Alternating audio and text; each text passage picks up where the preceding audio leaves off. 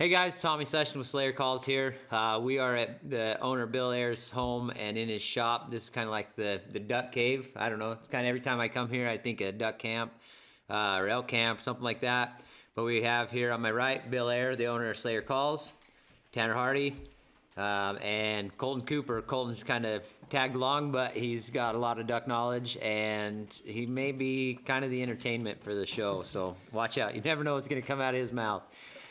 Today we are going to be talking about, we're switching it up. We're in waterfowl season. It's November, almost Thanksgiving, so the peak time is about to hit Idaho.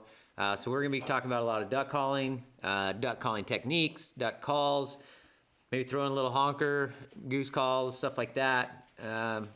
So anyways, I'm gonna turn it over to Tanner, and we're gonna talk about duck calling. I actually have some questions for Tanner on. We got all these calls right here in the front of us, and it's like, if you were to walk up here and look at these calls,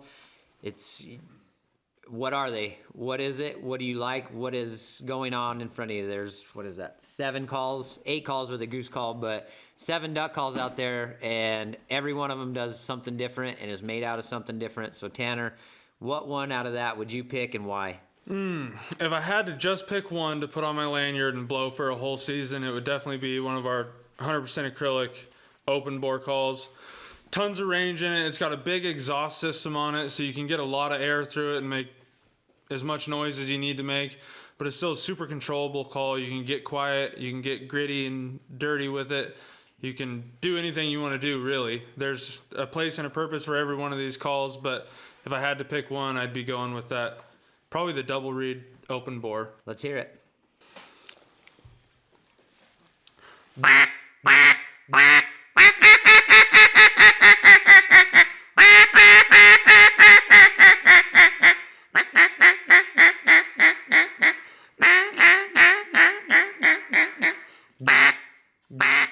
I mean, there's tons of range in that call. You can be quiet enough that we can talk over it, or you can be loud enough that everybody's plugging their ears, you know what I mean?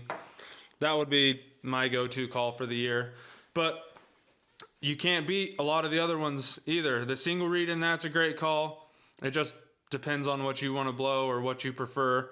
This wood Bacote call is going to be softer, but if you want a finishing call, I mean, everybody's got more than one call on their lanyard. If you hunt ducks, you bought hundreds and hundreds of dollars worth of calls and spent way too much money on this stuff. So you've always got more than one on your lanyard, and everything's got a purpose, and I do agree with that.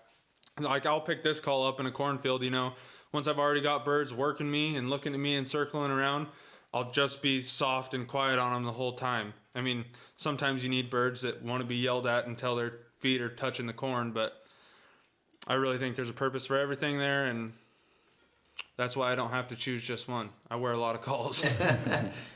Tanner, how about you? No, I mean, not Tanner. Colton. Honestly, I haven't blown too many of Slayer's calls. I have this one on my lanyard, and what's that? Because we're part on video, and then most of this is gonna be audio. You don't have that one. You have a Drake Slayer. Okay. So that's Drake Slayer, but it's yellow. Anyways, that one I was blowing this morning out on the lake, and it worked fantastic. The ducks this morning wanted a ton of calling, so we did not stop. When we first saw the ducks, we were blowing until they were finishing on the water, and so the Drake Slayer, is this one a Drake Slayer? That's a Ranger open bore there. Ranger open bore. Okie dokie. Well, anyways, the Drake Slayer did exactly what I needed it to this morning. And real loud, obnoxious, and that's exactly what they were looking for. So the lake you guys are hunting, just for a little back information for our listeners and viewers, is they are hunting, this morning was a big open water. Yeah. It's not necessarily like a little puddle or anything like that. So it's far from a pond. Yeah. Mm-hmm. Yep. It's, I don't even know, probably a and mile. And all public land.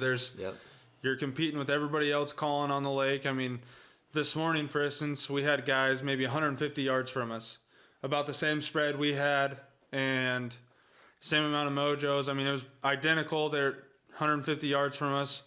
We shot limits probably hours before them. We were walking past them on our way out, and we were all wearing Slayer calls on our lanyard. And it's weird because sometimes they don't want a lot of calling. No. You know, sometimes they want something soft and subtle. Yeah. But today, actually, we were out there yesterday. We shot a 3-man yesterday. And even yesterday, they wanted a lot of calling. And I'm the type of guy where I tend to be a little timid and hold off. And I thought we were over calling yesterday. And then the times we pulled back, those birds left us. And then the more we got on them, the more they came. I was like, oh, okay, well, let's hammer them. It's hard to say. You know, there's obviously still techniques and ways to call these birds when you're calling at them constantly. You can't just sit there and blare your duck call straight in their face the entire time they're coming, you know. Rules of the trade, when they're over your head, you're quiet. You don't want them looking straight down on you through your blind and seeing you. But As soon as they turn. yeah, if they show you a wingtip or their butt at all, you're railing on it, and then right when they face up to you, you're still calling the whole time. You're just quiet, you know, a little feeder chuckle, a little bounce, and then maybe just a super soft, subtle Cajun hen. If they were looking at me, I'm doing this the whole time still.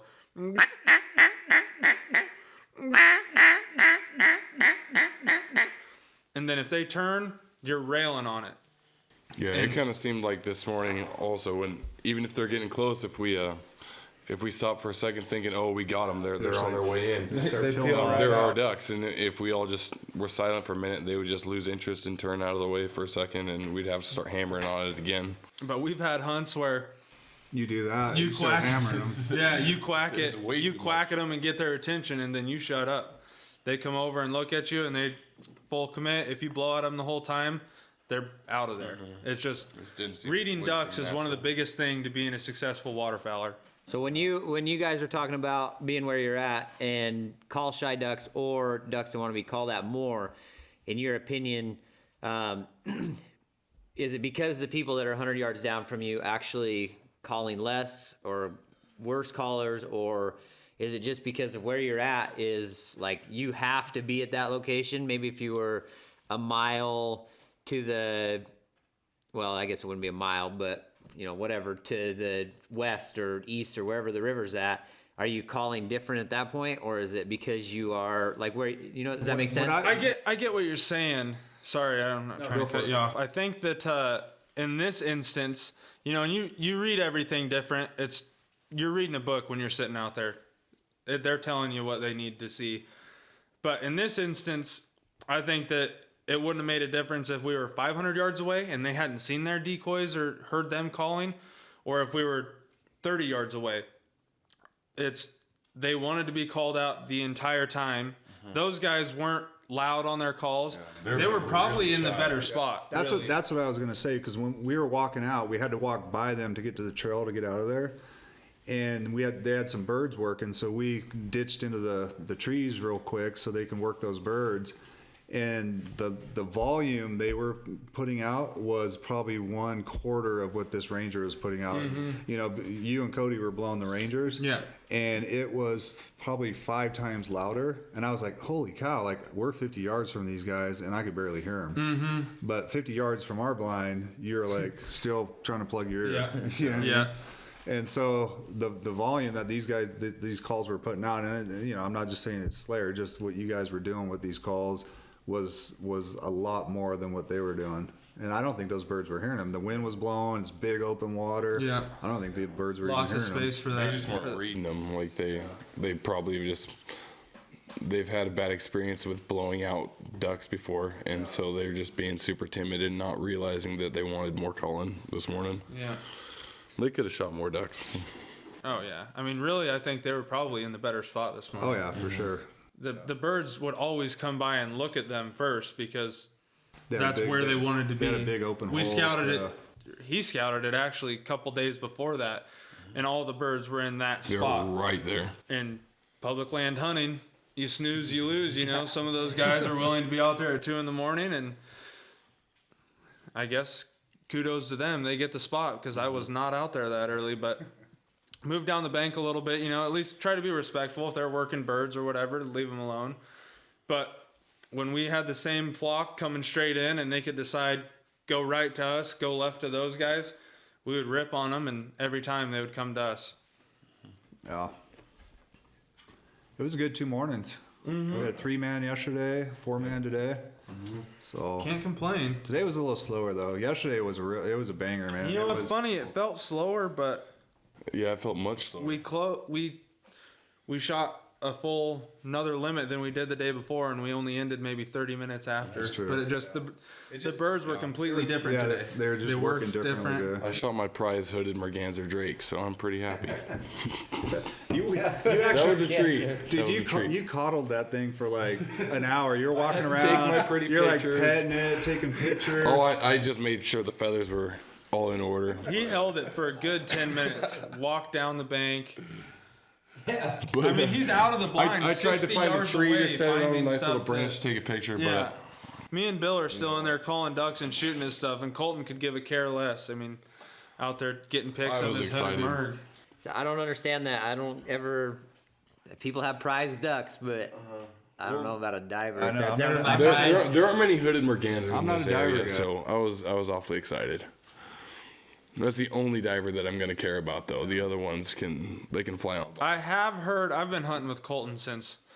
Geez, how long have we been hunting together? Since you were 10 and I was 14. Yeah. So we've been running around together for a while, and I've never seen him shoot divers. You know, it's a slow day, especially when we were young kids. Divers come by. Oh, I'm shooting them every time. We've got 6 birds in the blind. to I don't steal. know much about duck hunting. I'm killing any duck that gives me the opportunity back then. Colton never would. So I had to rib him a little bit about that today, because I watched him coming in and he's like, "Oh, duck's right here on the left." And then I was like, "Hey, divers." He's like, "Yeah, I know." Stands up and goes, "Hooded merg!" Instantly pulls up and shoots. And I'm like, "You've told me multiple times you will not waste a shell on a diver. This is different. That's man. the only one. This is different." I'm like, Well, that's not the only one, because a redhead's is considered a diver, correct? Oh, And then dang. you've got, Okay. Bluebills, Yeah, oh, yeah, like, it goes on and on. But so, did you call that hooded merganser in? Did you claim it? I shot it, but She didn't call it in. no, they don't respond to calls. They just mob on in. I'm just They're busting just- you up. they're just, Sitting there cruising the with banks. Mallard call. I called that hooded merganser Oh, yeah. with the Mallard call. we have been known to tease a guy or two for calling it mergansers. If you spot ducks and there they are, pull out your call while everybody else is noticing that they are divers or mergansers. You start calling, you're gonna get made fun of. Yeah, that's just part of it, you know? It's all in good fun. Yeah, it's supposed to anyways. happen that way. Yeah. I've got a buddy who's a goldeneye guy. Like he sees a goldeneye yeah. and he's like, "Oh my God, there's a goldeneye! Gotta shoot it!" You know. Those barrows are pretty cool. I can get behind killing some barrows, goldeneye. You know, Their a rarity lot more makes them rare. cooler. They don't look. I mean, if you add a 1/4 inch of a white dot on your cheek, that's the only difference between them. I don't know why they have any more pizzazz to them than a common goldeneye, but I think they're a little cooler just because they're rare. You know. Oh, guys love hunting divers on the Snake River. I Oh, mean, man. set up downriver, Well, CJ Strike. that's only when the puddle ducks are being hard to find. But I will say, There's some full blown No. diver committed guys. yeah, I mean, Decoys, middle of the river, Yeah. the whole deal. on long lines, sit there and clip them on, and they'll have That's 100 yards yeah. of each string. And, It's crazy. But I will say, have you ever been on an actual diver hunt? I like have. set up strictly for Yep, diver hunts? Yeah. I have. When you decoy I've killed a goldeneyes, 4-man it is limit. so much fun. Like Oh. those things are coming in at like 60 miles an hour, and yeah, Skip oh on yeah, water. you shoot one and they're skipping across, and you're just Yeah. like, all right, this is And fun. they do decoy like nothing else. If they want in, nothing's gonna stop them from coming in. They can be 100 yards high and drop 80 yards of elevation, and it seems like 2 seconds. Yeah. And then they are not slowing down. They hit the water. No, at just about fold in Mach their 9. wings and drop. But shooting a diver at top speed is one thing a feat. They're a pretty tough bird, and they are moving. We You got go good from video shooting puddle last year ducks. with RTL. I don't know if you saw that. You shot one diver and it hit and skipped like 4 times. Oh, Like, yeah. "Whoa," and it came up probably this high the first time. And it's like pum pum pum pum pum. yeah, It's they- pretty cool. I'm not quite to the extent of Colton. I'll shoot a diver every once in a while. If it looks like a good opportunity and it's moving fast, I do get a good kick out of watching one of those skip across the water. I'll save my steel for the next hunt when the puddle ducks are more plentiful. Oh, you're so picky. I take it out there to shoot, man. If I'm hunting, fully planning on shooting the shells I brought. I'm out there to have a good time. But I will say, going from setting up strictly for divers, that's fun every once in a while, but that's not my style. Yeah. I want to watch birds work. I want to call at them and know that I've done something. You know, I mean, I guess you do something. You set your decoys up right or whatever for divers, but there's a lot more that goes into it for killing puddle ducks, and that's what I like doing. And that's something like this morning, like when we set up, we had a crosswind. You know, we're hunting a big water, so we couldn't set up to where we had the wind to our back. We had a crosswind. And we set up, we put a J hook out and hoping the birds that would come in. We put the spinners out, and I think we changed our setup, 3 or 4 different times? Mm-hmm. You know, the birds just weren't working right, and I think we finally got it right at the end. It's subtle things, too. Yeah, you know, you can just move 2 of your mojos or your spinners, whatever. You can move them 15 yards, and it can totally change the approach of a flock of birds. Mm-hmm.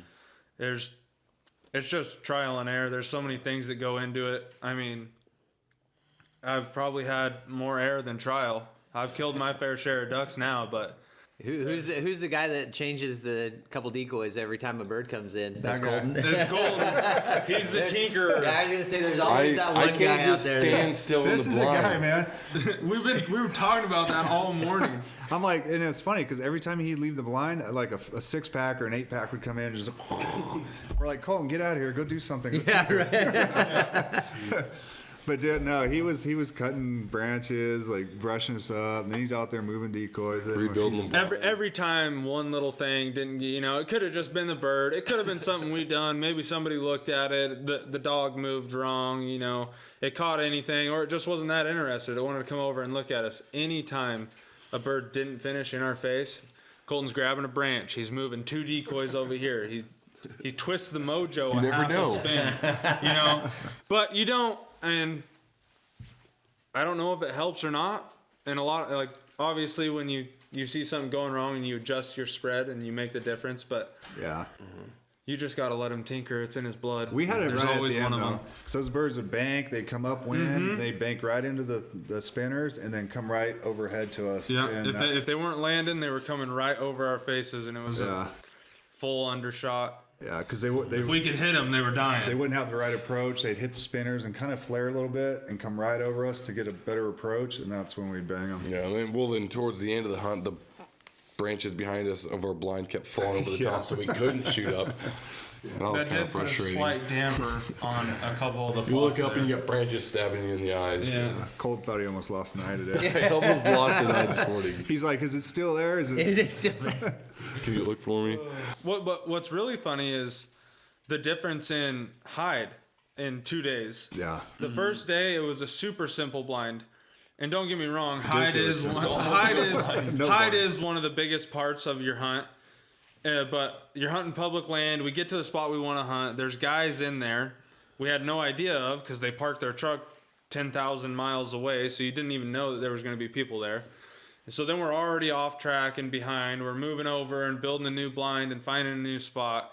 And birds started flying, so we threw together what we had done, and we got our decoys out, and we started hunting, and they were working perfect. They were finishing in our faces. We were killing them at 20 yards.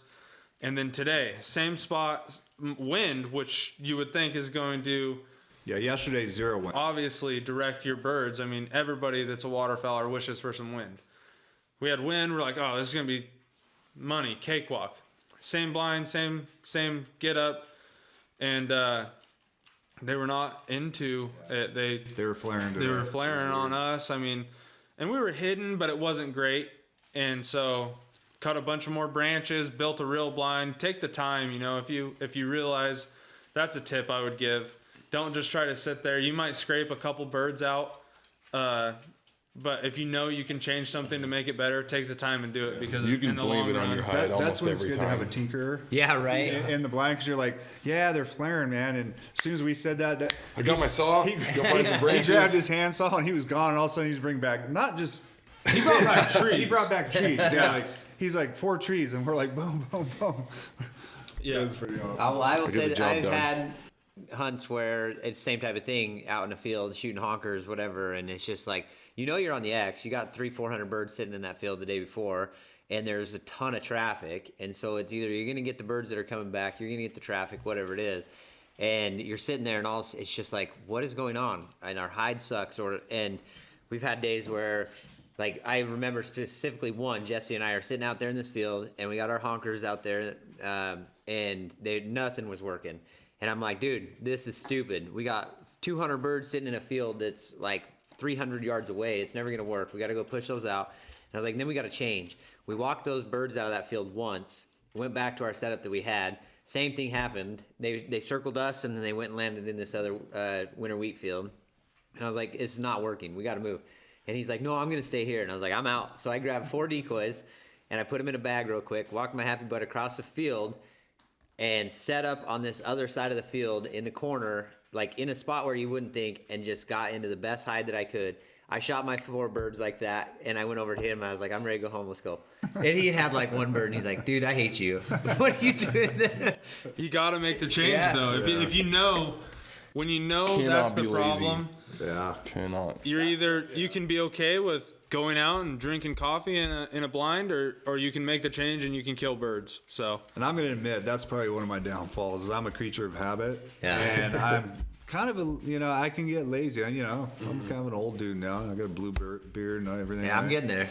And so I'll be like, they're flaring on that. Like, let's see what happens next time. Yeah, right. Maybe those birds just didn't want in here, so they're going to do it next time. Yeah. And eventually I'll be like, okay, I got to get my ass up and do something here. You've already spent all that money on everything that you you put get up into at 3 duck in the hunting. morning. You've already spent all that time. Might as well go just a little bit farther to make things happen. Yeah. you will sure be happy in the end if you take the extra time and just do it. That's one of the biggest tips I would say there is to duck hunting. Put your stuff out, do what you think is going to be the best possible way to hunt ducks that day, and watch them. And if it doesn't work, change. Do the next move.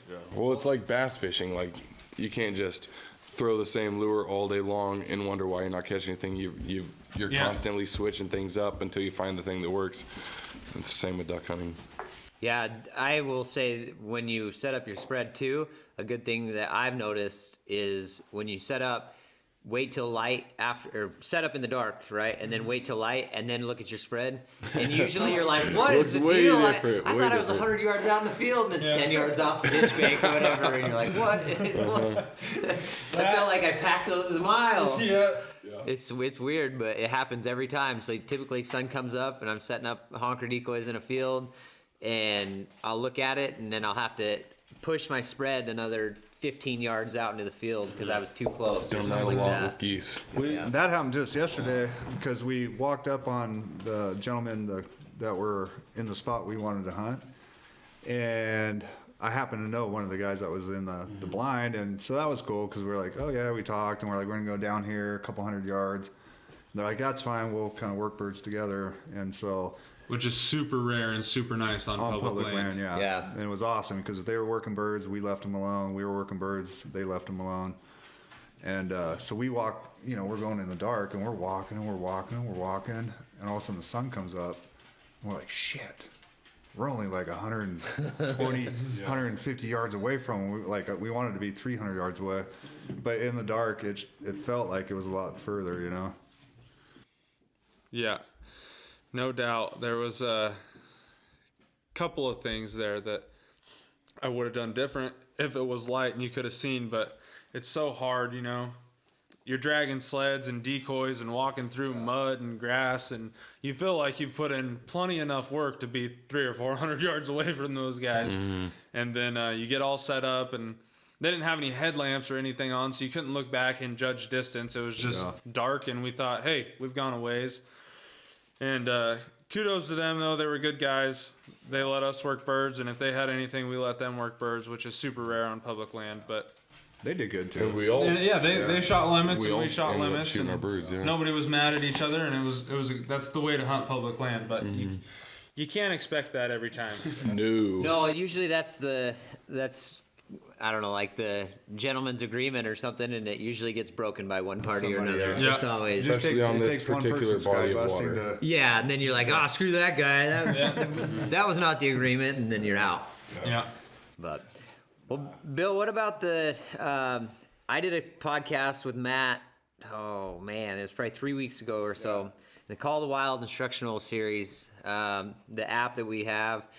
I want you to kind of elaborate on that, and because you're, I mean, the backbone of all of it. So. Yeah, so Call of the Wild, it's funny because, we sat, Tanner and I have done shows for, 4 or 5 years now. Yeah. We did our first show about 5 years ago here in Idaho when Slayer, Hell of a turnout.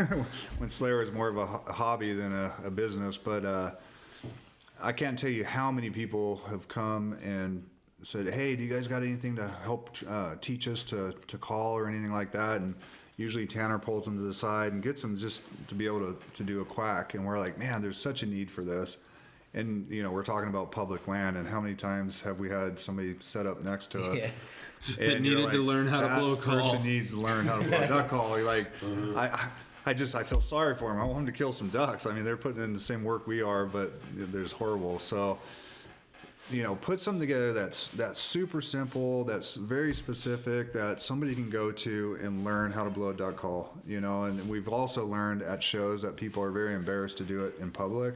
Mm-hmm. So give them something that they can do online and do it in their own privacy, so they're not embarrassing themselves or feel embarrassed. I mean, we all started there. We all sounded Yeah, terrible. everybody starts somewhere. That's Yeah. You try to tell them that, but it don't make much of a yeah. difference when Like, there's "Oh, no." 5,000 of your best friends walking around behind you in a big expo. Exactly. And then so they're like, oh, no, I'm good. I don't want to try. I don't want to learn, So we put together the Call of the Wild so that people can do it in their privacy. They can learn and go be successful in the woods or, on the ponds or lakes or whatever. But what we've put out so far is the beginner series. And then Matt and then Tanner will do the intermediate and the advanced series. Yep. So we'll continue to add to it. We'll do the beginners, learn how to quack, learn how to do a 3-note sequence, and then keep progressing until you're out there, you're sounding like a professional and you're killing ducks. What if somebody's taken that course? Just came to my mind, and they're out there, just like we're talking. They and this, as I understand it, this will come in the advanced or the next step or the next phase of Call of the Wild. But if they're out there and they're like, man, these birds just aren't working. Like, I want to know, kind of give a scenario or whatever. Like, is there something they can send a chat and be like, guys, this is like, I was out here. This is a scenario that happened today. Like, the birds were, it should have been great, whatever. Like, yeah. And I don't, will we ever be able to answer all the questions? Probably not but like, or maybe that's something in the intermediate or in the next phase that you guys talk about because Matt said there's a, like working birds section or whatever like that. So yeah, I mean, we're gonna go. It's not only gonna be about calling. It's gonna be about decoy setup. It's gonna be about problem solving, all that kind of stuff. So we're gonna move into gear. What gear works, what gear doesn't work. I've spent thousands of dollars on gear that I've just thrown away or it just does not work. Waders that leak, waders that don't hold up. Oh, you mean buddy waders? Yeah, exactly. So we're going to go into a lot of, just about every aspect of hunting ducks, geese to elk, all that. So, but as far as answering questions, I'm not sure if our technology has that ability to, but I think it's a great idea. I mean, you could always email info at Slayers if you want to. I talk to so many people on the phone. I love it. Yeah. Yeah. I actually had a guy track me down through personal Facebook and then got my number and asked me some questions on the honker call and that. And so, we're not afraid to definitely pick up the phone or to respond to an email. I know that for sure. I think kind of too, to touch back on your question there, we are planning on doing some live seminars, where you can ask questions. So if you were out the week before and you've been watching the series and and trying to follow it to the best that you think you are or whatever, and it just wasn't working, that's the time on one of those live deals where you can talk to one of us and we can see what we thought maybe would have changed it. You'll never know because you're past the point, but you can kind of apply that maybe to your next hunt if you're in that situation and Sure. see how it helps you. Sure.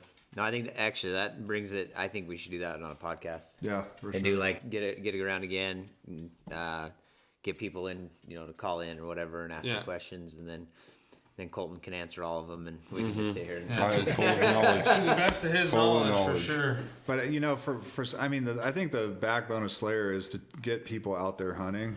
As much as you're like, I don't want people hunting me next to me on public, land or this or that. But we want people to go out there, enjoy themselves, be successful, and to be out there hunting. I mean, it's such a great sport. It is. And so that's kind of what we're about. So Call the Wild really is get people out there. And the more, it's like taking a little kid fishing.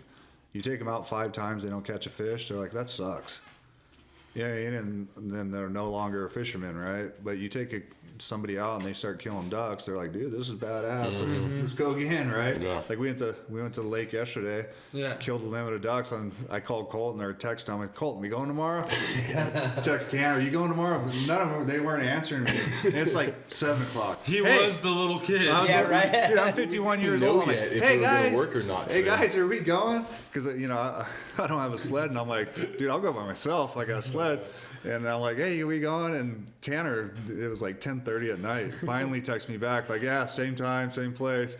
And Cold's like, yeah, we're going. Bring some more spinners. Yeah. And like at 9:30, and I was like, oh, we're going. Yeah. Well, we had to wait for a text from our boss saying if we were working or not. Well, when you said that, I was like, okay. We work a great job for waterfowl hunting, but we're kind of wrapping up right now. We're at the tail end of still not sure if we're working the next day or not. It depends The on weather. concrete And, season. Yeah, concrete season's wrapping up, and it's about full bore hunting season. But Bill was pretty sure he needed concrete season to be wrapped up yesterday. Yeah, typically when the birds are here, it needs to be wrapped up. Yeah. But yeah, so we just want people to be successful and to freaking want to just go out and do it again and again and again and again, right? Yep. So that's kind of the deal there. Keep killing stuff and keep buying stuff. Yeah.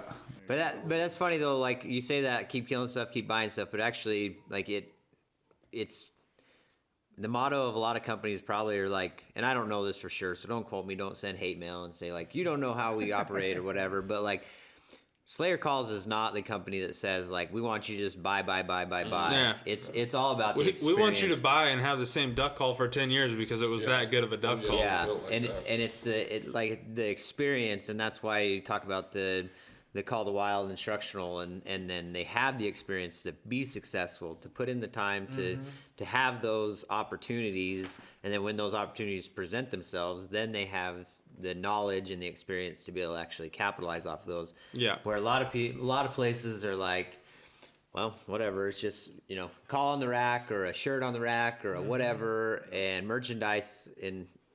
So anyways, just something interesting that I've noticed a theme with Slayer over the time of being around them.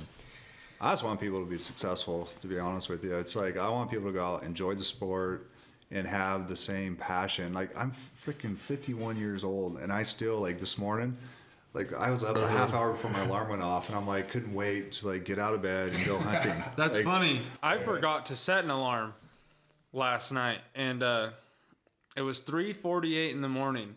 I wake up in a panic, roll over and check my phone, and I'm like, holy cow, I've got another hour, before I need to get up. But I knew I forgot, and when I woke up, I was like, dang, I let the guys down. I am late.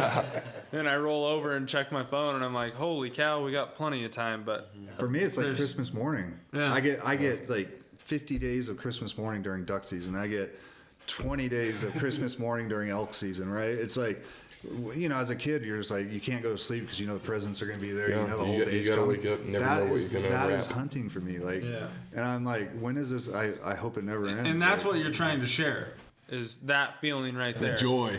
Yeah. Jeez. And you get out there and you're like, the world goes away and you're just concentrating on ducks. You're with good buddies. It's you and your couple buddies and the ducks listen you're to working. Colton do weird things. And whatever you're gonna eat when you get done. Yeah, that's Lots of- that's always a About topic. 9:30 rolls around and it's like, hey boys, chicken fried steak here in an hour or chicken so. fried steak. That's all we talked about yesterday and today was chicken fried steak. Where's the closest breakfast restaurant?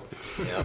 So something that you said in one of our podcasts last time, Bill, was that when you get going on a grind and you get burnt out, and then you talk about like being a kid on Christmas morning Yeah. and 50 days. Oh, yeah. And it's funny because it goes with anything, elk hunting, waterfowl hunting. That happened to me this year, elk hunting. Yeah, and then I salmon fish and stuff like that, and if fishing's slow or if waterfowl hunting's slow, and it's like, oh man, I'm 3 birds today, and then you're kind of like, well, maybe I'll take the day off tomorrow, and then like say 7 o'clock rolls around, and you're like, all right, it's time. Yeah, I'm let's awfully go bored. again. And, Pretty but it bored takes you right like now. 2 hours to just kind of You say resituate. that, and I'll tell you what gets me through those times. And I talk to guys, like I grew up in California, and I know guys who surf, I know guys who have other passions. And when you catch that perfect wave and you ride that wave and you spend hours and hours out there, you're reading the buoys, you're looking at the angle of the waves, and you know this certain area is going to have the perfect wave, and you go out there and it doesn't happen. But you catch that one perfect wave. Yep. And that's what drives you back the 50 other times, right? And like yesterday, we went out there, the birds were just, every 5 minutes we had birds working, right? And we had birds finishing in our decoys. They and were we're not picky. And they weren't picky, and we're just bang, bang, bang, bang. And then today we went out there and it was like, not a ton of birds. We had to work at it, right? And we still did well today, but tomorrow we can go out and shoot 3 birds. But that, like yesterday, the thought of that Yeah. perfect wave or that perfect hunt drives you back. Well, yeah, you remember the bird. You remember the shoots that you shoot. I think like one that pops in my mind was like 42 honkers in like 3 hours. Yeah. And it was the same type of deal where you guys went out. Somebody was on the edge. Well, somebody was on a field right behind us. We joined up with them. We're like, hey, and they had a little kid. And we're like, we'll kill these honkers. There's like 1,500 geese in this field. Yeah. And we just smashed them. And then and then you get all these other hunts that are in between it, and then you smash them again. But you don't remember the ones that were in between it. I don't remember Yeah. the hunts really that I went out and I hunted and That's- shot 2. It's kind of, yeah. I mean, we had an experience, was that last year? Nothing to do with duck hunting, but same thing to do with a grind and pushing yourself and working hard and not remembering the bad times and thinking how fun it was. But in the moment, you were going, man, this sucks. We're working our tails off. We were doing a coyote hunting competition. Oh yeah. It was a full, what was that, a 48-hour competition? It was like 2 hours of sleep we got in 48 hours, and it grind as hard as we can. We'll go out for fun. We can kill 10 coyotes. But when you're playing for keeps, we kill 7 coyotes in 48 hours, 2 hours of sleep, hardly eating, grinding it out, rolling all night long, all day. And we're driving to the check station 5 hours away from us. We're dog tired, about falling asleep and running off the road. And we're like, dude, this sucks. Why would we do Yeah. like we paid what are we money. doing? We paid money to enter this and do this. This is retarded. It doesn't make sense. A little bit of added pressure. And then took the fun out of it. a 2 tiny weeks bit. later, you're like, remember when we killed that one dog? That was so fun. I can't believe that was That awesome. was a great shot at this moment. Yeah. And And you just look back at the good times. And so that's what keeps me going, really, is thinking I've had plenty of times where they were not the good times you look back at. But if you don't keep going and put yourself out there, you're not going to get the good times. Yeah, when you and I went to North Dakota, Oh, man, that was a grind. we grinded. We drove 15 hours there from here, Idaho. And It turned into 18, actually, with the Yeah. snow and wind. And then we put on another 2,500 miles while we were there looking for birds. And the only thing I think about is the good hunts we had, Yeah. the good shoots. Yeah. I don't think about the grind. They were few and far between, but Yeah, but when we had the good shoots, it was like, and that's all I think about. And I'm like, shit, we gotta go back. Yeah. we gotta go back. I you know. Yeah, that happened to us in Canada. I don't know, it was like 15 years ago, but same thing. Yeah, I don't remember the days that were crap or whatever, but yeah. But that's how it ought to be. That's good. And the people you meet on those journeys, man, it's like We did meet yeah. some the characters. the places we went to that we never would have went to. We probably had the best walleye we've ever had in our life. By far. We met some of the strangest. No lead people. weights in it. Yeah, that's so just crazy. clean, pure walleye. Huh? We met some of the strangest people we've ever met in our life. It's like, I once didn't even know it was a thing. I once got hot sauce stolen from me by the clerk of a gas station somewhere in a little town in North Dakota because 2 hot sauces was one too many for a full-size burrito. The things that happen on an took one adventure from you? like that. Oh, yeah. I set them up on the counter, and she grabs one and puts it in her sweatshirt pocket. And I'm like, can I have that back? And she's like, do you really need 2? I'm hungry. probably 3 We've or been 4 would be driving nice. hours and hours, but yeah, I think I need 2. I'm paying you for a burrito. It's just random stuff that you think about that is a highlight in a trip like that, you And know? just laugh about. Yeah. Yeah, those are stories that you remember forever, and it's, I don't know. Every time we get on a podcast, we talk about it. Those things come back to my mind, and you're like, man, those are the best things about hunting, is the little things that come, the hunts.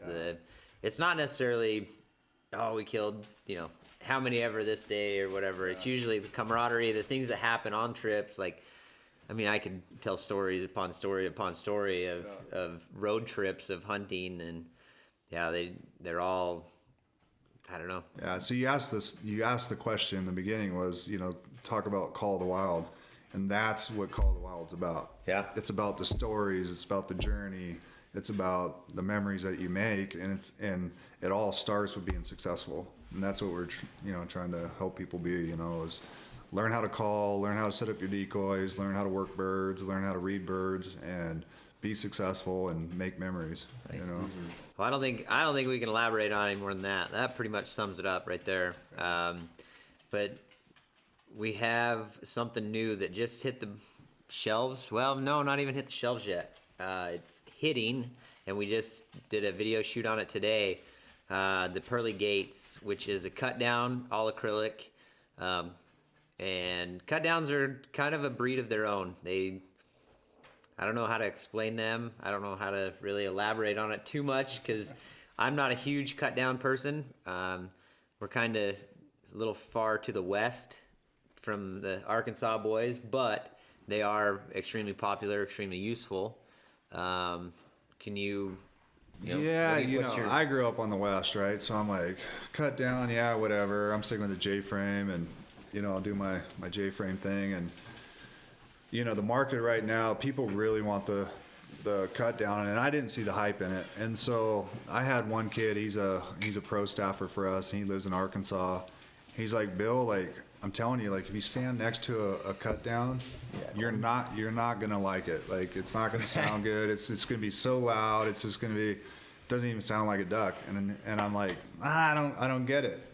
And so he's like, listen to this. So he had 10 buddies in the timber, and he got about 300 yards away and sent me a sound file, and holy cow, it sounded like there was 300 ducks sitting in there, and it sounded so ducky and so realistic. I was like, okay, now I know what you're talking about. So at that point, that's when I went to the drawing board and started to design a cut down call. And I've been working about 2 years on it, and we have, we came out with a double aught, which is kind of a hybrid cut down. Yep. And it's good to start. You start to learn the habits and how to work your air, how to open your throat, and not grunt into it, and get that good quack or that slap to it. But it's not a true cut down. It's kind of the start of going there. And so this here, the Pearly Gates, is 100% cut down. I'm gonna let these dogs out real quick.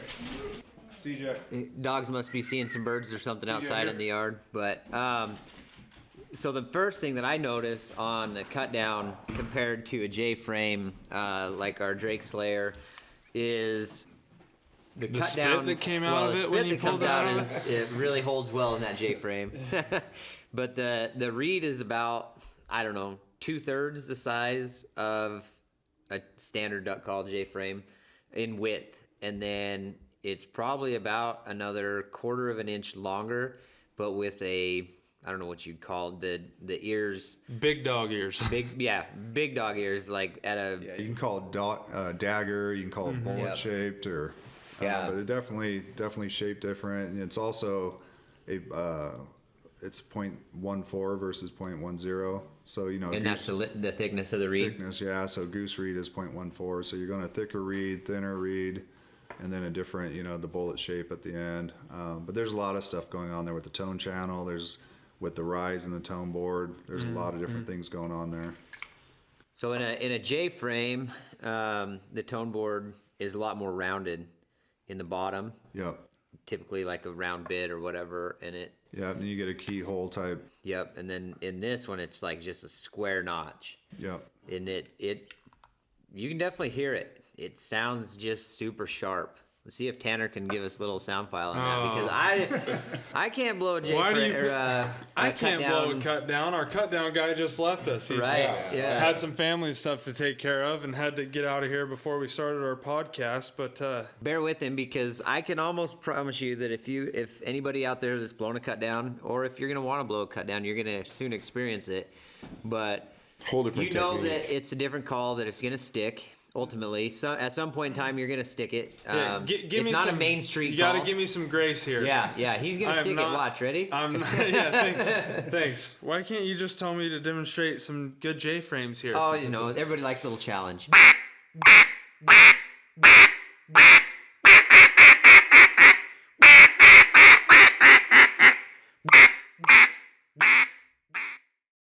So yeah, I stuck it 3 times at the beginning of quacks, but it's completely different from blowing a J frame. It's a sharp toned down edge, and you build pressure up in it, and then it slaps the reed up and down. It's a super sharp, fast quack, super loud, and it's for guys that blow cut downs. Yeah. It's the first day I've blown a cut down, and I cannot figure it out. Yeah, it's hard. It's an effective call. I'm not gonna. I'm out here in Idaho. We blow J frames. We're hunting cornfields and big open water in the timber, or we're hunting rivers. We have one lake around here that really is the only open water we hunt.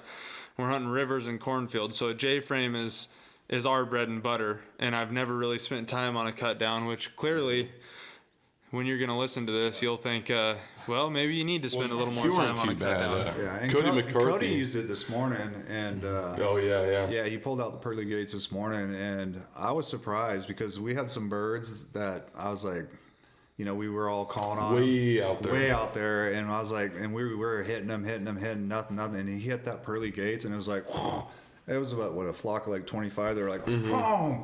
I was like, well. It works. Maybe I should Reached learn them. how to. It works good. Only problem with public land is we were working 23 of those 25, and 2 went over to our friends 100 yards away, and Yeah. they shot at the 2 right as we had 25. I mean, they were 50 yards away, setting their feet, getting ready to drop in. We're like, Tanner dropped 2 cotton tops. yeah, Oh yeah. yeah. Not picky. Doesn't have to be all green, huh? No, sir. I mean, if you're out there just to shoot all green and it's for the pictures, then you're probably not duck hunting for the right reasons. Yeah. I mean, don't get me wrong. I like pretty pictures. I like pretty pictures. I've had my fair share of shooting only drakes and making it look cool, and I love it. It's super fun, but hunting big water like that and mixed bags are fun to me. If I'm in a cornfield, I want to shoot greenheads. Yeah. If I'm hunting big water, I'm completely content with killing widgeon, gadwall. Yeah. Whatever we can decoy, you work the bird and you get it to do what you want and face up and finish on your spread, then I'm going to kill it. Yeah. Your goal is completed to me as a caller, and I want to see my dog work. Yeah. Especially when it's time for a chicken fried steak. Yeah. It's You gotta gotta only shoot need what's in 4 the more decoys. birds. That's right. 4 birds is a hood of McGanzer's one of them. Get a chicken fried steak, then you're whatever. It's all good. Exactly. What?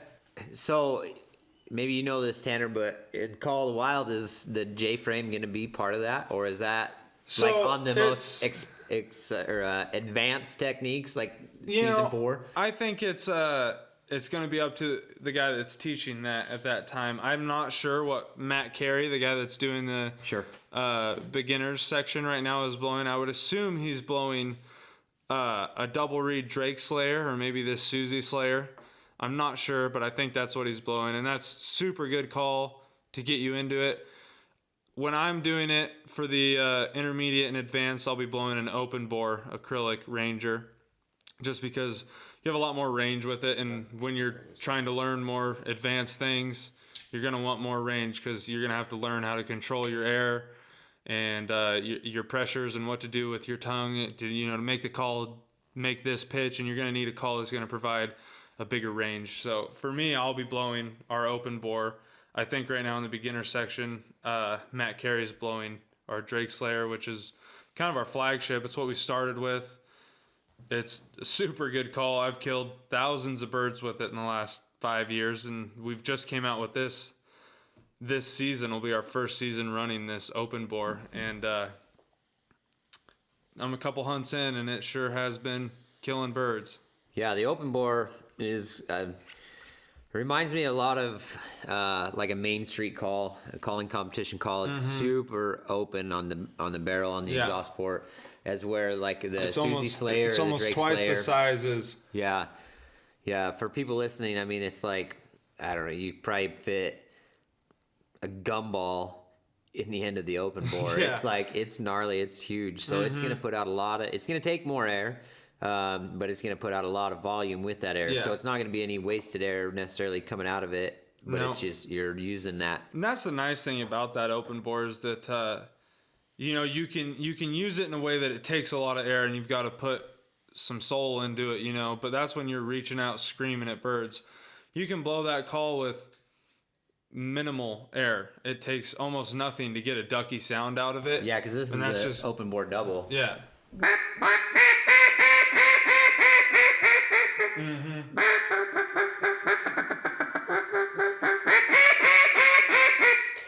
I mean, You're it's, putting nothing in that on the bottom end. no, and it's super. You can get that super quiet down. Yeah. Working birds in close in a cornfield or something if they're working low and you're in a lay down Yeah, blind or you're out in the exactly. water.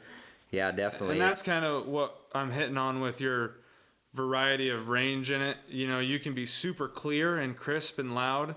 You can be medium volumed and really raspy if you're in a cornfield and birds are 100 yards away or 200 yards away. Or you can be super quiet and finish birds until they land in the field, and you can keep blowing quiet while you have birds walking around and never push anything out. It's a super versatile call. Yeah, this is the Ranger single reed, so.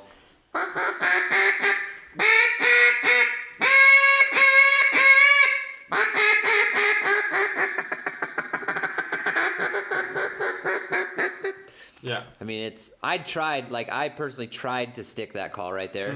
I'm not a big person to hail call, but I was just trying to stick it, and I couldn't personally put enough. Yeah. Somebody out there is going to be able to put enough air through it to stick it, but I couldn't stick There's that some call. cut down boys out there that'll say that call can't take air, but Yeah. that's because they present air Their differently. lungs are huge. yeah. Well, I don't necessarily think that their lungs are huge. It's how you present It's, air. it's all in the way you Yeah, present it. Matt and I talked about that on a podcast when we talked about Call to Wild. It's how you present air from where at in your body. You have like belly air and you have chest air, Yeah. and And cut down boys bring air from every single part of their body out. All of it. Yeah. At least for me to even make kind of the right sound, it takes everything Yeah. that I have. Hearing Cody on this one, it sounds so good. I'm gonna have to figure out how to blow it. Yeah. well, our double aught cut down is the kind of, like I said, the introductory call Yeah. of a cut down world. It's not necessarily going to have like that really hard slap to it, and It's not gonna get that sound chop. a little bit more like a J frame, but it's like an in between a J frame and an actual. I true would say cut this down. is your middle ground. For me, I probably need to spend a little more time on this just to kind of learn how to present air. And this is, you know, you can blow this more like a J frame if you want to, but it's also going to give you the opportunity to learn how to try to slap your reed and to present that air the right way. And so it's a super good call, especially if you're getting into it. I'll be taking one home tonight on this podcast just to figure out how to Surprise, Bill. Oh, Bill don't mind. He got to have me making good sounds out there.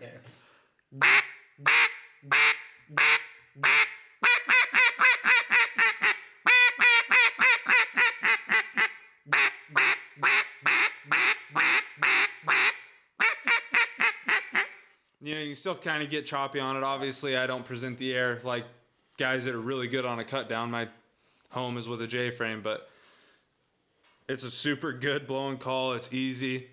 It's super affordable. If you're looking to get into blowing a cut down, this is a great one to start with. So what is the double aught J frame? Or I'm sorry, not J frame. The double aught cut down. What is that gonna set you back? That sets you back 89. And then what is the pearl? the pearly gates? Will be 135. Okay, and so people listening and watching, pearly gates is an actual true full acrylic call. 100% acrylic, 100% cut down. Yep. So And then the double aught is the polycarb call, which is both of them are gonna last you forever. You're not gonna have like, it's not going to be a wood where it swells up or shrinks or anything like that. You can use them. And what's great about Slayer, if you have a problem with your call, you call us up and we help you out. Well, something's not working right, we replace it. So that's a good segue right there into what not to do, so what not to do with calls.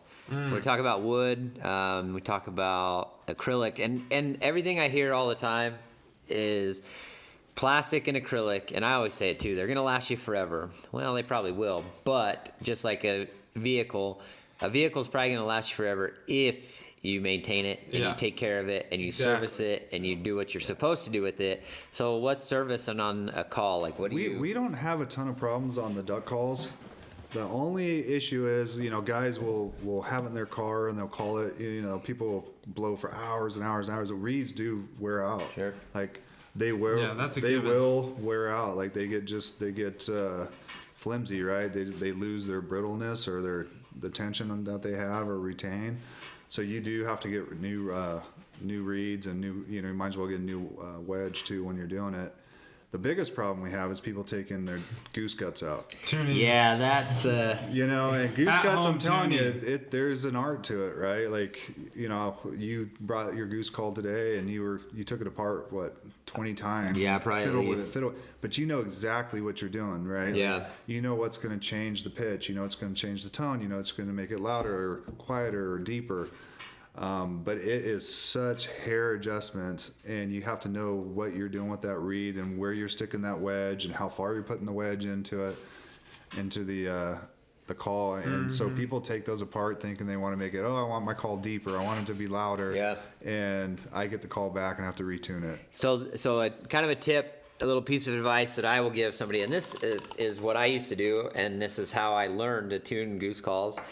If you take a Sharpie and a fine point, and not a true Sharpie, an actual fine point pen Sharpie, and you where the wedge is at on your reed, where it comes out factory, it's tuned from Slayer calls, and and then you're like, I want this to be just adjusted a little bit. You take a colored Sharpie or black, whatever, just not white, and because you're drawing on the reed, and you go right across that and you mark it, and then you can take a razor blade and you can make a little teeny sharp or a notch in your just in the guts, score it. in the wedge and in the tone board of that goose call, and that shows you back to basically factory settings.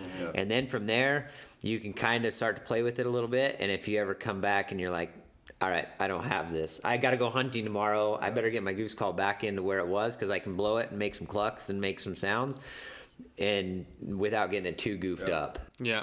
And we purposely put a line where your wedge should be on the bottom, right? Yep. But that doesn't show you how far it seats into this acrylic, right? And it also doesn't show you where the reed is on that bottom piece, right?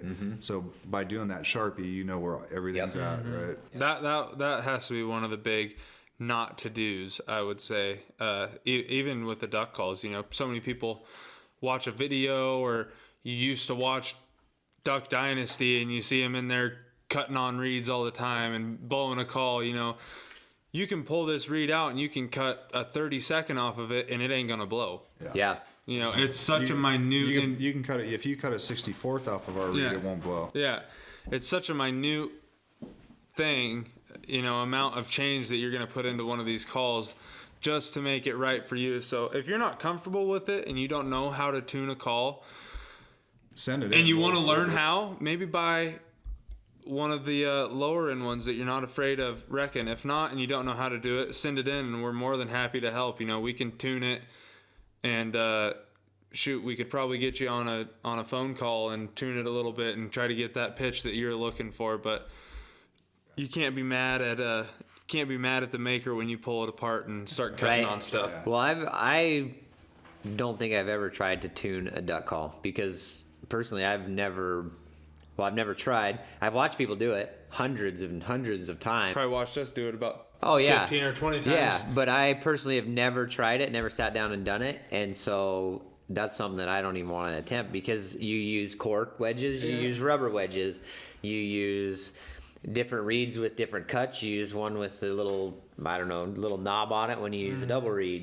And it's like, if you don't know, you can. You're taking a risk Yeah. of absolutely ruining the call. Yeah. Yeah, that's unfortunately I can't say the same about goose calls for me. I am not the goose caller for Slayer. That's Tommy over here. He's incredible on a goose call, but you can pull that thing apart and put it back together and it's going to cluck every time, and you're just looking for just the sound you want or the right pressure that you're putting into it. And I can pull that thing apart and put it back together what I think is super close, and I wanted a little different tone out of it, and you can't even get it to break over. I'm like, what am I doing here? I don't know how many times I've taken apart a goose call and put it back together just to get it back to where it was. And I was like, whew, all right, we're leaving it. That's Yep. somebody else's job on that department. Well, that's why I say make the lines, and then it can go back to that. Yeah, absolutely. I mean, running around, going to all these shows and tuning calls now, I can tune a goose call to where you can get a good honk out of it. But I'm not making those fine adjustments to get just what I want out of my goose call. But my duck call,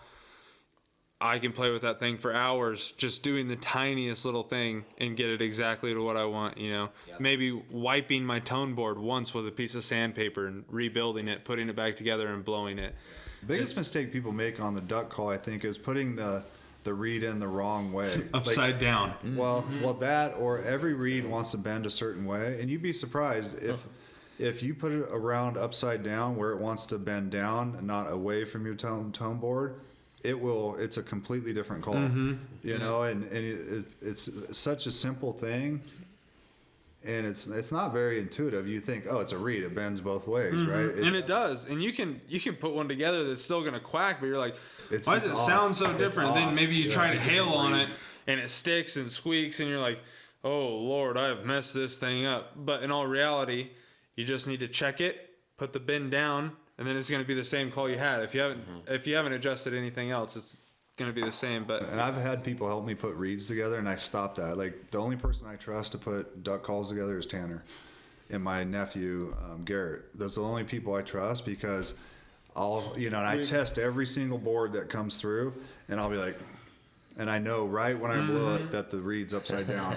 I'll take it apart, I'll flip it back, and I'm like, and it takes me more time to do that than just do it myself or have Tanner do it. we've done that at shows. Maybe you probably just had only me and you and Garrett doing it for like the last year, because a year and a half, 2 years ago, we've been at shows. You're pulling your calls out, you're building them, you're putting them on your display rack and stuff. And You blow every I one. blow every call that I'm going to set on the display rack, because I'm not going to put something out there that isn't right. And you'll put something together and it's just not right. And within the first two quacks, you're like, It's upside down. that was not put together correctly. Yeah. Pull it apart, upside down, put it back together, runs flawlessly. And it's little things. You get ahead of yourself. You might be having your niece or your wife or something helping you build calls. You're ready for a show. You got to get everything together.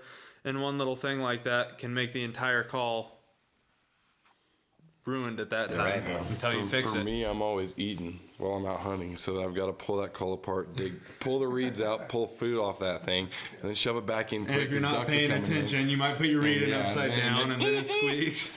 You know, pull it back apart. Those ducks, you missed them because your call's messed all up. tinkering. Got to mess with that call. He's a tinkerer and an eater. Yeah. This guy's got snacks, food, burritos. I felt like the king today. I had burritos delivered to me in the blind. And Cody came out late, and he sent us a text like, hey, you guys want anything to eat? And Tanner, he may have or may not had a couple beers last night. I'm not going to confirm nor deny this, but a burrito sounded extremely good. Yeah. Yeah. A little bit of something to fill your He had stomach his would 2 have pork been good. burritos. He was a happy kid. Yeah. Very happy. And we killed some ducks. Couldn't have asked for a better morning. And then we promptly went and ate chicken fried I steaks. can't believe you guys ordered 2 orders of. 2 whole chicken. We were fried hungry, steaks. man. Yeah. It was cold out there this morning. We finished our meals. I was so jealous because I had to get back and set up for this, and they were like, okay, we're going to go. And I was like, all I could think, we were talking about chicken fried steak the whole time. I'm like, I literally wanted to cry on the way home. I'm like, That was the first could've thing he brought said. you one. As they went to Cattleman's for chicken fried steak this morning. Yeah. That was one of my favorite places to sad. eat when I lived over there. Oh, yeah. Good service. Colton, what not to do? What not to do while hunting in the blind? Anything. Well, not anything. Not anything Slow this easy. down. Okay, I've got a whole bunch of waterfowling. answers. Waterfowling what not in to general. do. So, it took me a while when I first started to learn how to keep my face down when the sun's beating on you. And so I'd always be turning up at the birds. Sun's right here, ducks are right here. They can see everything. So keep your face down and just try to be patient and not stare at the sun. That's a good one to always avoid. Try not to shoot, set your gun down, and let birds come in before reloading. Tanner had a problem with that yesterday. No, that was today. Was it? That was oh, today. Dude, I didn't have any ammo in my gun. Oh, I only had one in my gun. There was only once, Bill. Don't be acting like that now. Come on. Yeah, there was one time. I shoot an over and under. I just switched. You know, that's my waterfowl gun now is an over and under. 2 shells is good for me. I shoot that gun really good. I typically kill 2 birds with it, and with my other ones, I could miss 3 times pretty darn fast. So I figure if I got 2 shells in there, make 2 shots count and do good. But for some reason, even though I've been shooting it for a full season and now, you know, a quarter of this season, I still struggle with breaking the barrel open every once in a while. If I only shoot 1 shell, sometimes I don't remember to break it open and load that bottom barrel. So I did get caught sleeping today at one time. We had a pretty good flock in. Pulled up, smoked my first bird, and then about snapped my trigger in half on the second bird as I watched it fly away. So that's a good call. Load your gun if you want to kill birds. Another lesson we've learned time and time and again is to just go ahead and shoot what's in the spread instead Yeah, oh, of yeah. You have instead 3 of ducks in just the spread and hoping praying the that 75. the 20 behind them are gonna finish. Because so many times these last 2 days and almost every hunt you're gonna experience the beginning of the flock comes in, they dip out, and everything behind them decides to follow and never gives you a shot. And so then you've just missed plenty of opportunities by the end of the day that you're kicking yourself. That's a great point. Take what you have in your spread. Yeah, but it doesn't matter. It's gonna happen to you again tomorrow. Oh, yeah. It's gonna You'll happen do to it you. anyways. Yeah, You'll always- wait for the next you'll one. always Wait for bring the it flock. Worth 2 in the bush. Yeah. Let those 3 But then land. there's and those 20 ones- will come in. Exactly. Yeah. That's said every But- single time. Let those ones land. The other ones will That come goes in. back to your good times of hunting. It's like you only remember the good times. You remember that time when 5 ducks landed and then you had 75 do it perfect. One guy popped up and killed 3 greenheads that jump off the ground and everybody rained birds out and you're like, that was sweet. We killed 12 out That'll of that happen every flock. time. That's perfect. You only remember the good times. And then so you're like, okay, we'll land these 3 and then we'll kill those 15 that come in behind them. And Nope. 75% of the time, you are probably not going to get any of them. Yep. Usually it's let those land. Look for bands. You got any bands on those feet? All right, now you can shoot the ones coming in. Yeah. That's how it usually. Or It never worked though. I've never shot a band that way. No. I don't know why we do it, but yeah. Sounds it's a good theory. yeah. But you don't see, you're in a cornfield or wheat field, you don't see their legs hardly anyways. Right. You're like, I caught a glimpse, didn't see any silver. Well, and always those shots you think, oh, that's just a little bit too far. Take it anyways. That's how the only band I shot. I don't know if last I tell season was anybody that way. that. That's 100, 110. only- Oh, we're good. Send it. The only band I shot last year, this duck comes around on the left side. My buddy Chad's to the left, Tanner's on my right. And Chad goes, oh, it's too far. I swing over his head, smoked it, and it was a band. I have been known to take a few far shots. Worth it. In that situation, I wanted to shoot, but it was on my far left, and I would have to be right over Chad's head. I pull up on it, and I'm like, that's probably not the best move. It might have a lasting effect on his hearing. And so I watched it leave, and I'm like, Chad, why didn't you shoot that? We probably had a 5-second conversation, and then we hear boom, and the bird falls 70 yards out there. I'm like, wow, Colton, that was a great shot. Oh, thanks. Dilly-dally around. Dog goes and gets it, brings it back. I grab it, and I'm like, hey, banded, bro. He's like, no. Yeah. What? Rest of the day, 80 yards out there. Colton's like, boom, boom, boom. Never shoots another far shot. Yeah. But Hey. I made the one that counted. That's right. How many times have you said, "Okay, it's time to wrap it up," and you Oh, you put your guns away, you start walking out to your decoys, Today that happened twice. and all of a sudden, like, birds are just getting skinny coming in, and so I'm putting my gun into my my bag, getting everything put away, and all of a sudden I hear boom, and I see a big old drake just falling, and I was the only one in the blind still. Colton's like waiting for all this to Which go is on, funny. knowing that this is going to happen. Oh, yeah. And he's like sitting there and takes his That was our 28th bird. Because we shot a You were four-man one shy? today. Yeah. We were one shy, and we're It like, was taking too long. guys, who's counting one bird? It was a fun hunt. We're all hungry. We got to get back here to set this up. We're doing a podcast and a bunch of other stuff today.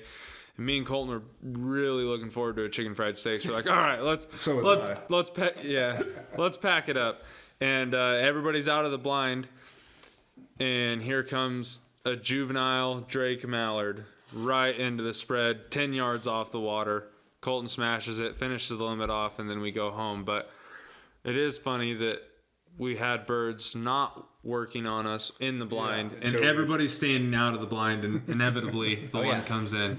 We You had- can go back to that to North Dakota. Sorry not to cut you're you fine. off, but Bill, our first hunt there, we shoot our limits of specs, which in North Dakota is not a very liberal limit. It's 4 specs, and wow. they have hundreds of thousands of specs laying around. Idaho, we might see 100,000 specs in the entire season if you're looking for them, and we get a kill at like 10 or 15. 10, yeah. And there you get to kill 4, and they are everywhere. But we shoot our limit of specs and kill a few snow geese, and we were set up for honkers too. We've seen some honkers in that field, but they just had not come yet. And Bill's like, well, I'm going to go walk back and get the van. All right. I'm laying our specs out to get a little picture. I hear a honk over my left shoulder, and I turn and look. I heard the honk too as I'm like 200 yards from the blind. I'm like, oh, here we go. Yep. 4 geese perfectly locked up. I mean, skating about as high as this bar top is off the corn, coming right to us. I'm like, holy cow. I break open my barrel, slip 2 shells in. By the time I turn around, they're 15 yards on me. I'm like, oh, Lord. Clip my barrel shut, turn, boom, boom, shoot 2, open it up, try to load more in because they were going so slow in the wind. And I never got any more, but we were all out of the blind, setting up I'm pictures, scratching my head. stuff I'm laying like, around. Yep, that's Oh, how- yeah. that's Only how- 2 Canadians we shot that day were me with an unloaded gun stacking birds in front of a blind. Yep, that's how we were picking up one day, and I had the truck in the middle of the field, and at this time we had like an open bed trailer that we'd put all of our honker decoys in. We have all of our blinds stacked on top, and we're just BSing. We were 100% picked up, not a single decoy in the field, and I hear a single honker, and I'm like, I wonder if we could pull him in. And I took one decoy, and I put it about 5 feet from the trailer on the back of it, and I started calling, and this thing locked up and dropped so fast. And it was like, he had one little glimpse of the decoy, dropped in, and we were all just scrambling. We're like, this will never work. I'm like, wondering. "Who's got a shell? Give Yeah, me a nobody shell." has a shotgun. Nobody has anything. We're out trying to scramble into the back of the pickup. By the time you finally get a shotgun out, we're running to the back of the trailer, and you take one shot of this goose, done. And we're like, holy crap. We could have just, Probably just came off a golf course. Probably. They thought I was out there for golfing or something. We're the groundskeepers. Yeah. Oh, it's just, it always happens. I don't understand it. But we talked about the reed, the mechanics of a reed. What else is there, like on a reed? You talked about how you can put it in upside down. Yeah. What the dog ears is? What does the dog ears? The cuts make. In Yeah, I've theory, never it's a understood pretty that, simple the trimming. thing to the mechanics of a reed, I would Yeah. say. In theory. It's until you get into it and start tweaking tiny things that you realize, like wow. the dog ears, That's right? technical. Like how much air it's going to take, because that air is coming up on that soundboard, and then doing this on that reed, right? So if you got deeper dog ears, it has less resistance. So it's taking less air to raise that lead. So reed, or smaller more. dog ears. So if you have a square reed in there, taking it's going to take more air. Yep, and then the deeper you go, it's going to take more air. Right. It's going to take less air if Less you have air a if square it's a straight reed. Less You air. have a whole lot more coverage to catch air. So that's why that cut down with that really sharp like bullet Yeah. takes a lot of air. More air. It's a thicker reed. And it's a lot more rise on that board, so it's going to take a lot more to get that thing to go. You know. So, but yeah, I mean, there's so many mechanics to the tone board, and for the person who just wants a call, like if you start messing with the tone board, you're going to get in trouble. I mean, that's how I learned how to build duck calls, to be honest with you, because from the time I was a little kid, I took everything apart and put it back together. I had a remote control car. I took everything that I can take apart and I'd put it back together. Same thing with a duck call. I probably ruined 1,000 duck calls, taking it apart, messing with it, sanding it, doing this, doing that. And one swipe can be too much. too much. Garbage, right? You have to go buy another one and garbage. Cut it. But then by doing that, you learn what makes it work, right? Yeah. And so I deconstruct everything. Like I will take anything apart and put it back together. I don't know, it's kind of a weird thing about me, but that's what I do. Like, I know somebody in society that does that, and they're usually on meth. I never When I was a cop, they did that a lot. You would see deconstructed cars in trailer parks, and no, just kidding. Cut it twice and it's still too short.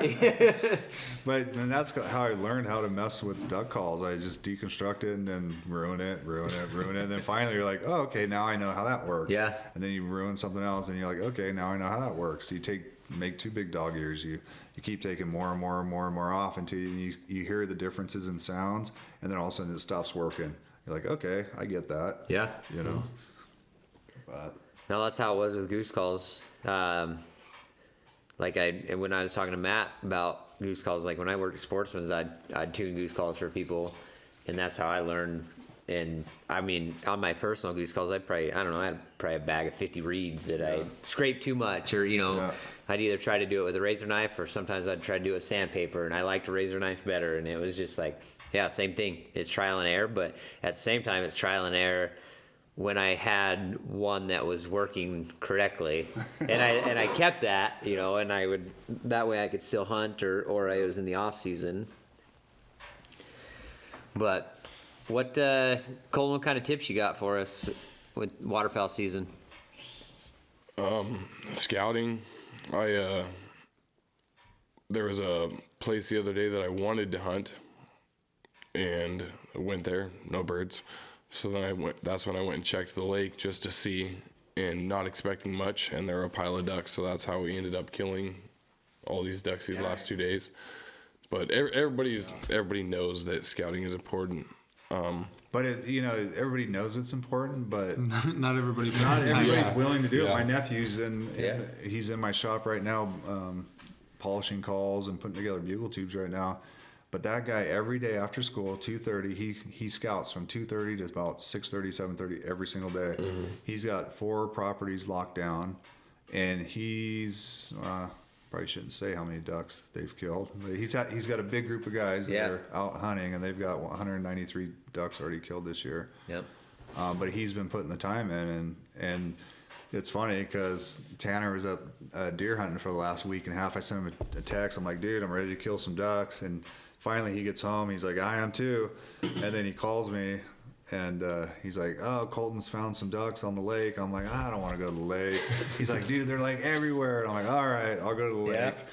Yeah. And it paid off because we went there and we crushed them the last 2 days. Yeah. Tips, huh?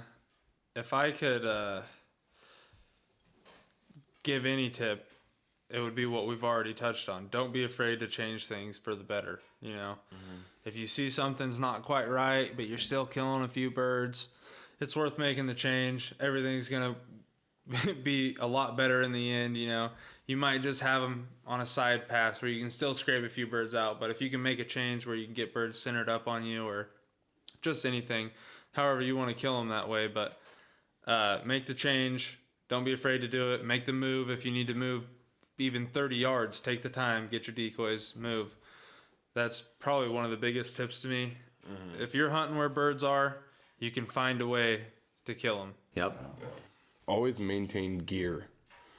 Like, I hear a backstory here. Like These two guys should not be talking about maintaining gear. Always- Because I I'm watch the always shit up that on you my throw stuff. in your sled.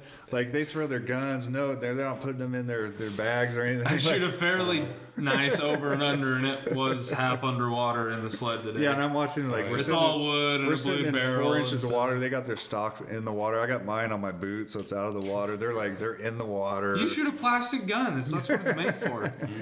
Put it in the water. I've used my guns for boat paddles.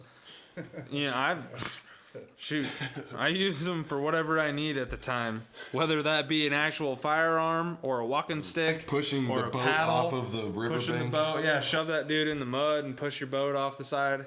I buy stuff to use. I'm gonna use it. That's why if I say something's good, it's been put through the ringer. I have used it. But waders, get your waders inside, dry them out, Tanner. put them on the boot. Tanner left his in the back of the truck last night. oh man. And I will it got say- down to 19 degrees, so he had a frosty little. You only need to put your waders inside if you're going to complain about having wet waders. If you're just going to wear wet waders and not care, then leave them outside. I don't care. I'll wear wet waders. Whatever you're Still into. going duck hunting. Yeah. Ain't going to change my day at all, other than Be cold. might be a little colder than these guys, but good morning to me. Shot the same amount Actually, of ducks as you they didn't did. complain today. You complained yesterday when you had warm waders. Did I? Yeah, you said your feet were a little cold today. You didn't complain at all. Oh, yeah. See? Cold waders probably helped. My legs There were you cold. go, yeah. I couldn't tell my Couldn't feet feel were it. cold. Started out cold and you didn't know what warm was. Yeah. My tip would be, like, if you're questioning going somewhere, like we have spots like 2 hours east of here in eastern Idaho, and sometimes you can't scout that, right? Right. And you don't know if the birds are there unless you go, Yeah. right? And so I'll go, nothing. I'll go, nothing. I'll go, nothing. But when they're there, I'll go for 2 weeks straight, and I'll Oh, yeah. crush them, and then they're gone. Yeah. You know, and it's like, shit, I drove 2 hours. I spent 4 hours out there. You know, you get up at 3 a.m, you burn a bunch of gas. But, You burn diesel, but lately you've been burning gas. yeah. Yeah. But you know what I mean? Like, you don't know story. unless you go, you know, and like, you could speculate all you want and listen to people and their reports and all that stuff. But for me, it's like, you got to get out there and check it out. Yeah, no, I agree with you. I've hunted that same area and it's the same thing, but it will shut off. Just like you say, you It'll can turn smash on it for and 2 shut days. off. Oh yeah, but it's Really fun. It's fast. really weird because it'll turn on one day and then the next day it'll shut off, and then 2 days later it's just hammering again, and you're like, what happened? And so you know, it's like, if you don't have anything else going on, go check it out. Yeah. You know what I mean? Like, don't be afraid to have a wasted day, you know? Yeah. If you don't have anything going on. If you got something going on. Yeah, and have also at it, with you know? yesterday, I didn't know for sure if we ought to try the lake after, even though I saw a bunch of birds there. There wasn't really good, ideal weather for hunting ducks and decoying and Zero wind. and for like trafficking them in with the wind or anything. So I didn't know if they'd work right, and we tried it anyways, and it was perfect. They still did everything. And we today needed we them to. had wind, and it was colder. And things didn't work out the It same. didn't work out the same, We yeah. had to work so much harder to kill birds today. No doubt. What Well, else we got on there, I Tommy? think my tip is for people. This kind of goes back to Call the Wild, but is to go watch birds. And I know this, people say this all the time, but you can learn so much from watching geese or watching ducks, and even in the parks. Big time. And it's funny because we were outside. We talked about that today. And I was making like my in a goose call, you kind of make that screeching noise that I make sometimes, just screwing around. But I've heard geese do that, and that's why I do it sometimes, just to mess with it. And it's like they get corn or something caught in their throat, and they'll do that. They'll do and you're like, what is that? But just trying to mimic things like on a goose call. It'd be like equivalent to a Cajun squeal Yeah, pretty on a much. duck call. A hen's got a lot of corn in, and it can't quite close off its airway.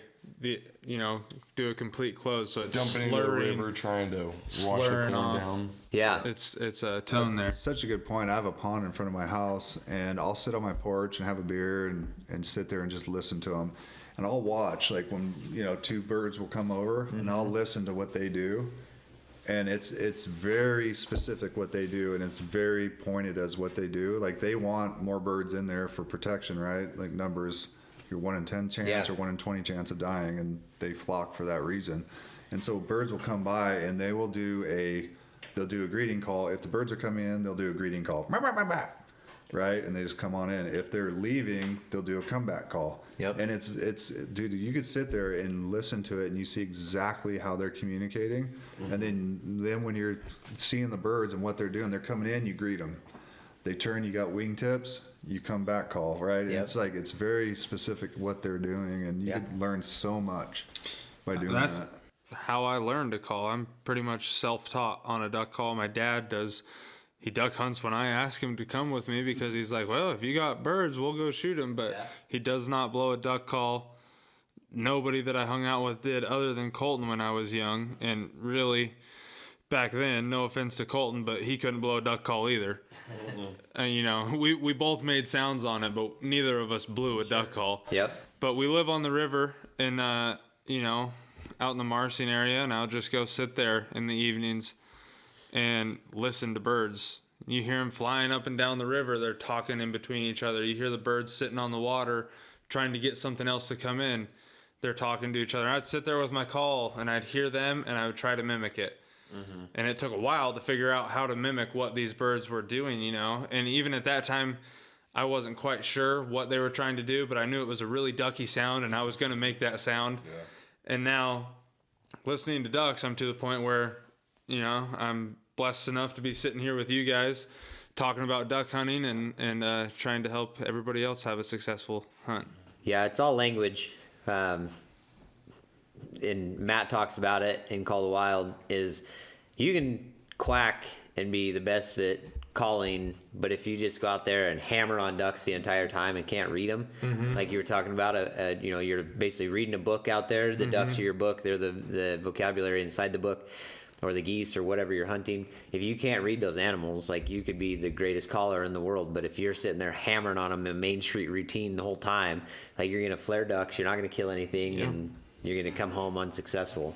Yeah. Another thing about, like, another tip is how humans are creatures of habit, and we want to set up or blow call the same way all season long, and but eventually you figure out how drastically the ducks' behavior and how they talk to each other changes throughout the season. Yeah. And you've got to change every single year and adapt throughout the season. Hunting November with birds the way versus the January do. birds are not the same. Yeah. It's much different. I had somebody explain elk calling to me about a month ago, and it made a lot of sense to me. Like I think I've done this, but it's like they were like it's like fishing.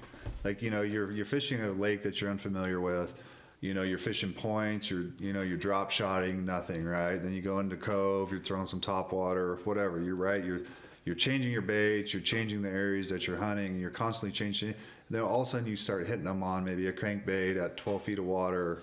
On straight rock banks, and that's where you focus, right? And so, like calling ducks or geese, you know, you might throw out a bunch of different types of calls, right? You might throw out different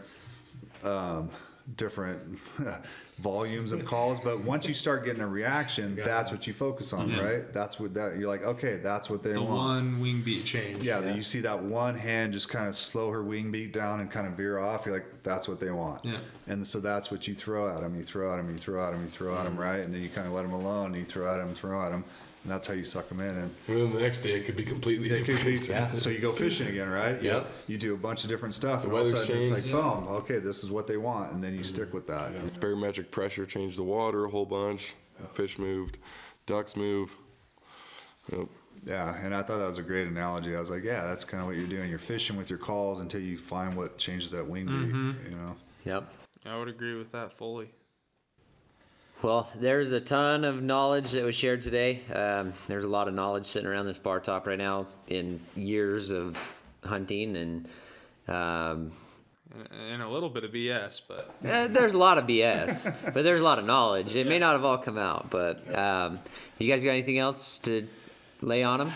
you know, I think that kind of touches a lot of things that I was planning on talking about today and some of the things that I brought to mind, but I'm sure we'll be coming back and having a few more waterfowl podcasts, so we got to save some Probably of the should do it at the end of the season because tips our and season's tricks. just Yeah. kicking off. Yeah. And I mean, I just kind of kicked in. You just finished Yeah. deer hunting. I just I've kinda finished big kicked game in. hunting. think we're all just kicking in, and I'm looking forward to this season. Well, it's a big game. Yeah. My dad's up with a buddy right now, archery hunting elk, and he just texted me they're putting a sneak on a bull right now. Oh, nice. They better hurry because better get her done. getting low light. Looking outside, you got about another 15, 20 minutes. I know what tag he's hunting, and that's a hard archery tag to hunt. Right now, the snow's good for them. That's good. Yeah. They got lucky this year. But, yeah, you got anything else, Bill? No, that's it. Tanner? Good talk. Colton? Right on. Well, today's Veterans Day.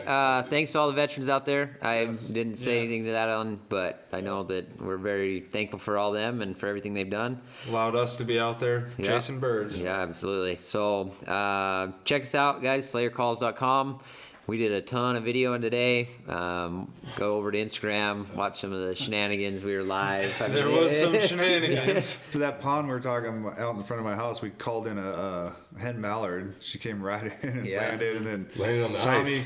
Tommy pulled some geese over us. It was pretty awesome. Yeah, it was a pretty was fun fun. day. So, yeah, share your hunting stories with us. Let's see them. Let's see what you guys are doing out there with Slayer Calls.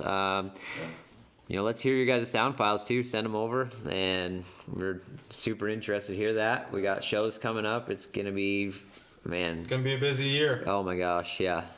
2 you months ready away. for it, Tommy? No, I'm not. 2 months Feels like away. we just quit traveling. Yeah, yep. So look forward to it, but it's gonna be a fun year, and we're gonna just hammer it. Yeah, So. it's gonna be cool. All right, guys. We'll see you guys out there at all the shows. Yep. Thanks.